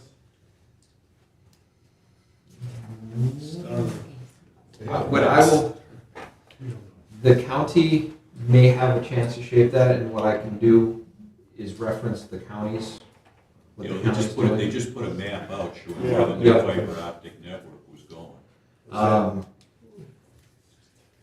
What I will say is fiber is probably only going to come here if someone pays to put it in. They're not going to break because you guys don't have the densities. There's a significant change in the franchise law for cable maybe 15 years ago where you used to negotiate with the cable providers and internet providers that if you come in, you will provide service to everyone in the community within X years and you'll have X years of exclusive contract. And they said, well, we can't do it. Add 5 more years to the contract term and then we can make it happen. At the state level, it changed that basically said they can come in and you can grant them a franchise and they'll pay you a bit, or you don't grant them the franchise and they come in anyways. And you get no money. And you have no opportunity to negotiate and force them to go to all these different places. So they have their math on what the density is to run the wire. So the county would have to put in the fiber line to get it to you guys, basically. Well, the county supposedly is putting in the fiber lines. That was what the article said, was that they were managing that whole process. Is that money coming in from the federal government? Yeah. I think they got that out of ARPA funds.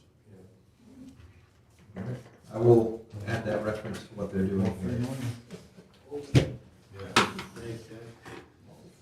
All right. The facility map for you guys is relatively simple. It shows Township Hall and your cemeteries. You don't have fire or police or EMS station within your boundaries. You do have that fire station just across the street. Fire coverage map, that should be in the version that goes out for the joint meeting. The ISO map probably as well will be in there. School districts map on 8 through 10. I want to check, is that the right Fenton orange? Yep. Okay.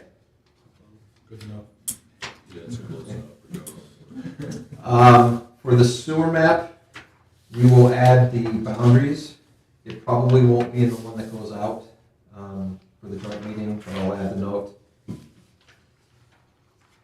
Internet coverage map is going to be added. That may or may not be in the one that goes out. And You want to see if you can get the map for proposed fiber optic network? yeah, I've seen that report. I can't remember where. Hopefully it's in my browser history somewhere, but I'll be able to pull that out. Because, you know, Zach, I think that this makes this a much more intensive master plan for people to look at, rather than something that is a bunch of reading that nobody wants to see. This really has a lot more Yep. strength to the process.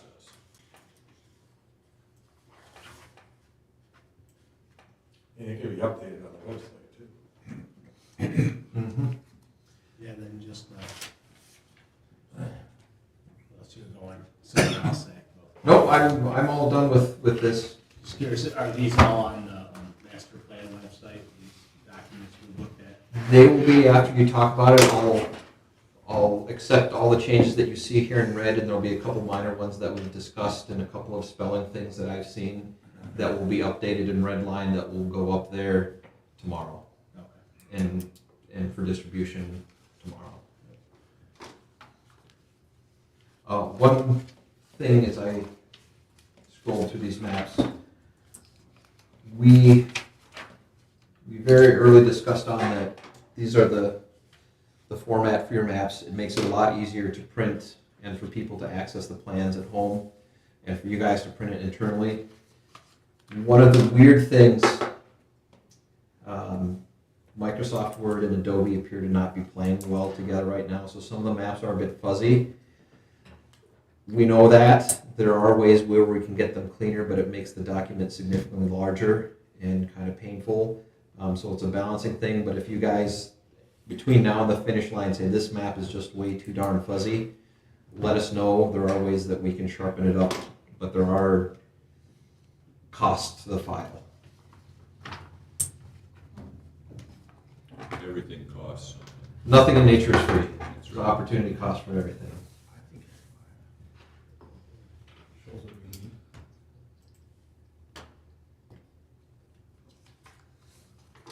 Yeah, I mean, if you're looking for your personal street name on there, I don't think we're ever gonna get that. No. Now, what I will say too is all of these maps, they also exist as separate PDFs. They exist as ArcGIS maps, but they also exist as separate PDFs, which are highly scalable.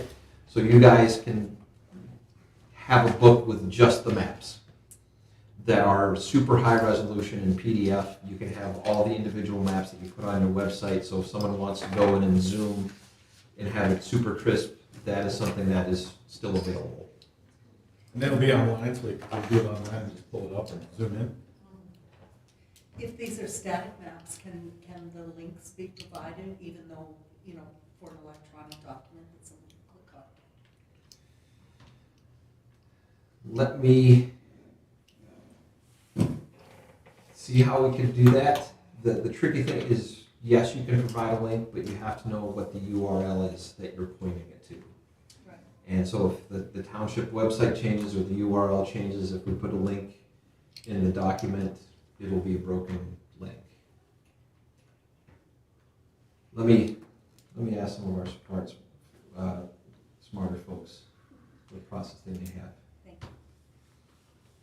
If you guys are amenable, I just have a quick question I'd like to ask on future land use categories to see if we're pointed in the right direction. So some of this is based on what you currently have, and some of it's a little bit of a deviation based on the discussions we've had. So because I mentioned last time, you guys have a lot more commercial uses than I personally thought was appropriate for the community when I came in. It sounds like you guys are kind of similar there. So here are the general categories for future land use. So these are the things that will go on the map. And I want to get just kind of the reaction of, is this the right direction or the wrong direction? So agricultural areas, that's slightly different. Now it's agriculture, farming, residential. Natural preservation, which is similar to one that you've got. Lower density residential, medium density residential, higher density residential, not high, again, it's all relative to the context. Lake residential, that's different from what you currently have, but I thought it was important to recognize that residences near the lake are a very specific type of thing. You do have a category for it, but it's called something different, like medium density residential 2 or something like that. So I thought this was more descriptive. Mobile home residential, local commercial, which is kind of you have a couple of the really small stores that are just on weird places from way back in the day. General commercial, which would be like the gas station down the road, or the bigger stuff. Research, office, and industrial, which is kind of a slimmed down version of the pyro. And I may put the industrial in the middle because then it's a Rio and that kind of flows a little better than ROI, I guess. Public, quasi-public, recreation, and one of the good description, but I think it's important to have there's the heavier industrial, which is where the parts factory is right now. You want to acknowledge that in your future land use plan so that you have a zoning district for it that matches up. So I guess my question is that kind of pointed in the right direction from what your mind's view had? For the different density of residentials, is there going to be equivalent chart to show what the density is? Yes. What is the density of the high density? I don't have that right now. I'm going to. The current master plan has that as 1/8 of an acre. For RT type zoning? For high density attached residential, 0.125 acres per dwelling. I think that's supposed to be equivalent to the R2, which, to confirm it, be in the equivalency chart towards the end of the master plan. Yeah. So what I'm going to try to match what the lot areas are with your future land use map as much as it makes sense. Most of them, I think, make sense. For the ag and natural preserve, I think maybe those get bumped up a little bit if your intent is to preserve agriculture and natural spaces, prevent fragmentation. Most of the other ones look pretty reasonable. I think the lakes residential probably ought to be adjusted just to recognize what's there on the ground now.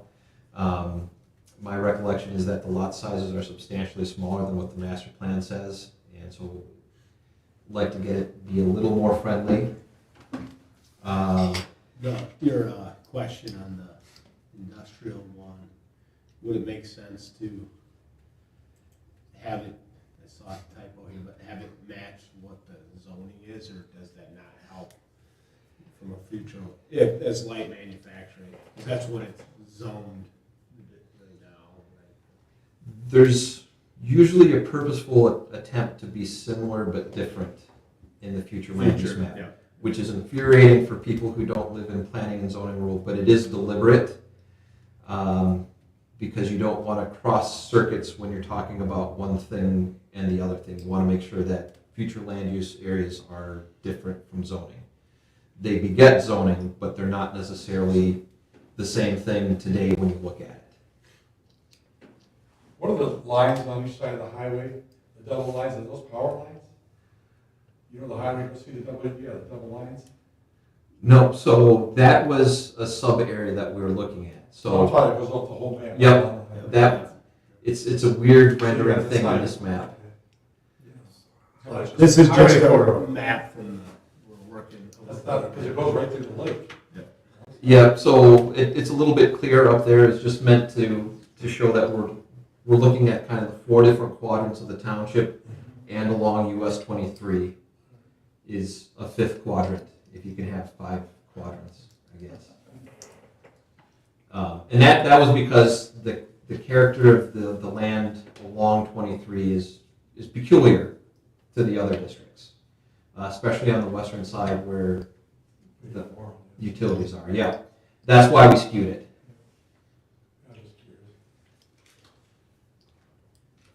All right. Well, I think I'm set. I have direction and stuff that I can do based on that. And again, to reset everyone,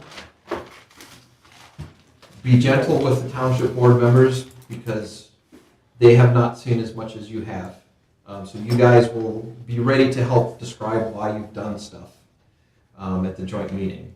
They're going to get the dump of all of these articles at once, where you guys had the benefit of seeing them. Well, at least one of us will. Well, yes. So for members of the public, all of the articles in pretty clean form from the Planning Commission will be posted up shortly, and we'll be able to go out for the joint meeting next week. The last ones that we really have are the existing land use analysis, the future land use plan, and the implementation strategies that kind of all fall from that. A neat thing I will give you that I saw when I'm looking at the existing land use analysis and the future plan is that you guys are pretty good with how you meet up with your neighbors. So your existing land uses, when you cross that boundary, is pretty consistent with what's going on over there. And it's pretty consistent with what their future land use maps are, which is really great. There are some communities where One side of the road is a Kroger and a shopping center, and the other side is 2-acre minimum lots for farming, which is really bizarre. But you guys are in pretty good shape as you are right today. And we have had to inform all of our surrounding communities that we're working on this. Have we received anything back from them? Not yet. So the forward process, once we get all of this done and buttoned up into a document, you guys will get together and say, we recommend to the township board that you guys distribute this out to the world. So you make that recommendation to the township board will look at it, and they may make some changes or not, and they're the ones that give it the blessing to distribute. And at that time, we send a letter to everybody, and what we'll likely do is have a little QR code and a URL on there that says, hey, here's our master plan. You get 60-some days to look at it and give us comments. And that's kind of a dead period. You can't do recruits. You can't take them to the Brown Jug for hamburgers or any of that stuff.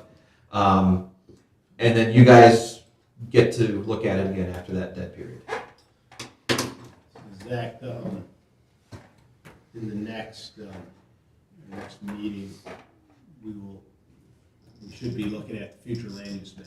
Yep. And will you have a copy of that we can edit as we talk in the meeting? That'd Yes. be great for us, I think, because a lot of the stuff it's verbal, but if you can see what we're talking about. Absolutely. So That'd be yeah, helpful, just to request it. the two articles that we're shooting to have for the next meeting will be existing land use and the future land use. The existing land use, the tricky thing we're working through right now is because of the vagaries of how the mapping works, the size of things don't always match. So how you count for right-of-way is a bit different every single time you have a GIS program. And so we're trying to reconstitute between what you guys had in 2001, I think in 2008, and what we've got now. If you're gonna send those maps out, could you send the existing future land use map out as well? Yep. So we can look at all three. Did we talk about the roads condition and stuff? Specifically, you know what I'm talking about, my problem on my road, the gravel trucks and going. Is that included there or somehow in master plan? So, if I may, the last time it looks like we talked about the transportation system was October 19th, and we do document in that a couple of the heavy users. We actually have a more recent version of that has updated maps and actually has the truck routes on it. That was kind of a new map that's very useful. And we include in the goals and objective, or the goal objectives vision section language about limiting the impact and investigating the truck route ordinance.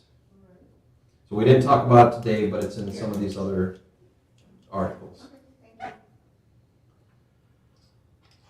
So, is there any other items you need from us, Zach? Nope, I think we did pretty good. Thank you guys for your comments into the public too. It's really helpful to get extra eyeballs and extra folks saying we don't know what this means or we get this in. You guys have any other items for Zach? So, if there's nothing else, then we'll go to call the public. Is there anybody with public comment this time? John, you want to go first? Did you put your hand up? No? No.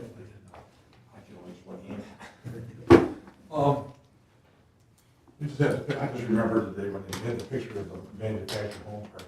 I go up in the wintertime and hang out at the senior center and play cars up there. You know, I'm not just sit and watch TV or shoot some pool like I did today. There's a lady who lives over there on Partial Road, right behind the fire, those nice houses down on Partial Road there, beautiful homes. And she's got a problem she's brought up to me a couple times from the manufactured home they're adding on. She's inundated with the water that comes underneath there, the drain tile. Her name is Dottie. I told her to come see you. Yeah, I said I reached she's- out. They're gonna refer to the drain commissioner's office. Yeah, well, she did, but they're giving her a lot of hard time because her husband tried working on it before. And they tried to give him an excuse when he was monkeying with it. I don't know if it's an easement or what, but she says since they're adding on to the manufactured home park, She says, they came and mow it. Have them reach out and we can. Well, I told her to talk to you first, and then I said, talk to Ross, she's in Hartland Township. I said, talk to Ross, and he'll help you. I said, the best he can. I should be able to advise that. I said, he'll direct you. I said, I can give you a half pass, what I know, but Ross will give you more information. But there's a problem there. I mean, they've added on to that place, and somebody's got to eat the water, and we got to be responsible for it if she's getting, because it's between two houses. And she has a hard time mowing. I don't know if it's an easement, so I don't know. So, but she pays dearly to have it weed wet. You can't mow it, it's too wet. And I said, well, maybe they can get some other drain. I mean, I don't know if the trailer park would have to pay for it instead of the drain commission, because they're actually dumping the water on the property, on the Hartland Township, because it's coming right across the road. So, but I'm gonna have, I'd let you guys know what's going on. Have a reach out. I tell them to reach out to you. Thanks, Scott. Any other public comment? Okay, we'll go to miscellaneous business. Oh, there is? Okay, go ahead. Jeanette Rapetta, Fuller Drive. Thank you, Zach, for explaining the dates on the documents. I really appreciate that, and your firm's process and how you get the information. I still kind of hope that you guys could work together so that we could get the public, because, I had my dog in surgery today. I didn't have time to read these documents. I would have loved to have gone through them in detail, but I just didn't have time. So it would be really nice if we could get these documents in a more timely manner before the meeting, so that we could look at them. And also, thank you, Rich. Excellent meeting. Thank you. I know that it's not always a great thing to have the audience participating, but I think it was really great tonight. I think we were able to just throw some things out and get some answers, and it was really, really great. I loved the banter back and forth and just the exchange of ideas. I think it was a great thing, so thank you for how you led the meeting tonight. The survey, one thing about the surveys that are included in there, I always have some misgivings about surveys, from 2019, or even this, American Community Survey. I have no idea who they are, and I'll look it up and take a look. But just as an example of how surveys can kind of, as you guys probably all know, data can be twisted and turned to show you pretty much what you want. And today there was a federal survey that came out from a very renowned group that said that gas stoves should be banned. They're causing asthma in children and all of this, and it's just horrible what's going on and the statistics. And guess who's doing the survey? It's exactly, it's a company that's pushing no fossil fuels. So that's what happened. So I just want to be real careful about the surveys. And if we could, notate where they're coming from, what this is, because it's, some people will look at things and just take them as gospel truth. If I may, Chair, the American Community Survey is a subsect of the U.S. Census Bureau. Even more reason to state exactly what it is. Sorry, that's my opinion. And then also one other thing, and I don't know if this can be included or if it's a normal thing that you might do, but I would love to see something in this master plan when it's done that says something to the effect of, for future revisions to master plan, that it's expected that this master plan be used as the basis, as a starting point, as all revisions, because you guys see what work has gone into it. 10 years down the road, I don't want to see this thrown away and start fresh again. I think it should be kind of a procedure or rule or whatever you want to call it. The people, the residents spoke, the planning commission spoke, this is what they wanted, here's 10 years later, now let's expand on this, rather than, because it is very hard to go back and look at the old master plan and now look at this one. And I think that was maybe something that was missed or should have been done. To me, it makes sense for revising documents and making sure that, the continuity stays the same. So I don't know if that's something that's ever put in a master plan, but I sure would like to see some kind of a statement like that. They can't answer you, but the problem is the surveys might dictate how it changes. Sure, So I just let you agree. know. Yeah, there's always changes, I agree. I just think Surveys, the basis, surveys are what dictates the changes. just the basis for making the changes, so you get rid of whole section or whatever, but you show that that's what was there, it's being taken out. It's just my point. Thanks. Thanks. Any other? Yeah. Okay. I was just curious if they had, in the fire and Can you let us police. know who? Oh, Andrew, Bagley Hill. I was just curious if they had, for the fire and police, they had an allotment for, you know, this is like, what, 20 years for this plan is good for, right? 10. Oh, 10. Well, okay, I'm kind of changing my idea. But I didn't know if they had an allotment on this property for maybe, if they do build a fire department eventually, that we don't have to buy new property for it, we can use this large property that the township's already on. I didn't know if that was something that was in the plan or it was thought about at all. Yeah, I don't want much time. Yeah, 'cause I don't want to, you know, we fill this land with other stuff and then they go, oh, we're gonna build a fire department. Oh, we'll have to buy more land again, you know. So I didn't know if that was something that could be in the master plan or was. I didn't see anything in there, so that's all I wanted to say. All right. All right, Thank thanks. you, appreciate it. Yeah, and then, comment on that.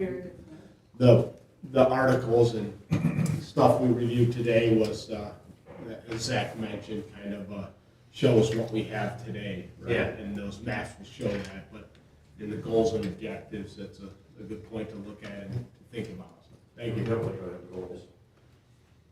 Is there a plan for this That's what I property? brought up before, yeah. What is the plan? Just to stay vacant with trees on it? I don't know of one, so. At this time, it's just. Fire department and police department, that's the only plan you can use, you know. Don't, not the master plan, can't we set, I know Mike probably won't want to, but why can't we, if we didn't have it in the survey, did we? Any questions? We should maybe next survey, we do one, have goals for the township, I really think that's a good idea. Thank you. I mean, he brought it up, I brought it up before, but I think we should have goals. Go to miscellaneous business. Ross, do you have any miscellaneous items for us as Nothing Planning specific. I think we're all set for the joint meeting pretty much. It's just kind of a status update. Let the board know where we're at, have them look through everything, provide some comments and feedback. I think we're in pretty good shape for that, so I think. Yep, and then just as a reminder, that's next Tuesday. Next Wednesday. Wednesday, sorry. Yeah, it would be I'm sorry, it is. It's Tuesday. It is Tuesday. Yeah, and then our workshop's the following day. So are we having a workshop the next day also? No. So I think, didn't see it on the agenda, didn't see it on the calendar. It's on the calendar on the township website. Yeah, I think we should make that decision now. Yeah. Whether or not it's necessary. I mean, we've decided already to focus, while the master plan's going on, primarily on master plan Yep. during workshops. Seeing as we have the joint meeting, I don't think that's gonna give Zach any time to get anything ready. I don't think that's gonna give us any time to review anything, so Yep. we can cancel that if. Yeah, how does the planning commission I feel? think one meeting per week is sufficient. Okay, no, and it's critical if we have a workshop that we can all be there, so if we can make Well, as many as the possible. joint meeting is important. We need to be there. I think joint meeting's really important. Yes, Yeah. and then if we have good attendance at the workshop, I think it would make sense to. Just wanted to Go ahead, Zach. get planning commission's guidance on this. It was my thought that for the joint meeting, we distribute a clean version, so it doesn't show red lines, since the township board's never seen it, it may be confusing to show red lines for them. I just want to check and make sure there were no objections to that approach. I agree, if we've all agreed to certain changes now that are the red lines, start off clean, and then maybe the next version we show changes moving forward, but New red lines, yeah. it's way easier to read it without them. Thank you. That's my opinion. Yeah, it is. Absolutely. I mean, I like it so far since we've been incrementally working our way up to it, but I think it's time to look at the clean version. Yeah, but I think you need to address too, that this is a far more comprehensive plan than we've ever had. It addresses a lot more issues, it covers a lot more information, it provides a lot more visuals for you to review. So it's a totally different document from what we had previously. Actually, our GIS guy was like, oh my gosh, they have so many maps. Why do they have so many maps? Well, they start with a lot of maps and they kept asking, we'd like to know this stuff, we'd like to know this stuff, so you're not the only one who's observed that. Zach, as far as the red line versions, that'll still be available on the master plan website, right? So Correct. If we need to see it, we can see it. Yep. 7 o'clock. Yeah, Yes. the meeting's at 7 o'clock next Tuesday. Tuesday. The regular board meeting time. Correct. So is there other board, There will be potentially other board business. okay, This is just so going to it be. could be a long meeting. Well, we're Potentially. gonna try and not keep it too long. Because they didn't have a board meeting on the 2nd of January, any work that was left undone from that period is carried over onto the meeting next Tuesday. Not going to guarantee, but typically the board business goes pretty quickly. All right. I know we won't have any recommendations over to them for that, so it's just any ongoing board business. Is Peabody on the agenda for the next board meeting? Nope, we don't have any of the conditions fulfilled yet, so we don't have a recommendation to get it over to them. So right now, they're in purgatory. Until they get They don't like it. so. Yeah, so. For the record, this is a meeting, joint meeting that the public is welcome to come to. Yep. Yes, it's a regularly scheduled board meeting. Okay, We're just including both the planning commission and the board. awesome. When's the next workshop? Yes. It'll be next month, February. February. Okay, so any other miscellaneous items? Yes. Okay, so anything else, Zach? Thank you, guys. All right. Adjourn then. Thank Good you. meeting, guys. Thank you. Thank you. Thank you. Good work on this. Nice job, Zach. Did we get to touch base to make comments there? Yeah. Later on the meeting. All this stuff. It's finally starting to look like just. Thank you, Ken, for your, what you sent us. So I had a choice. Appreciate it.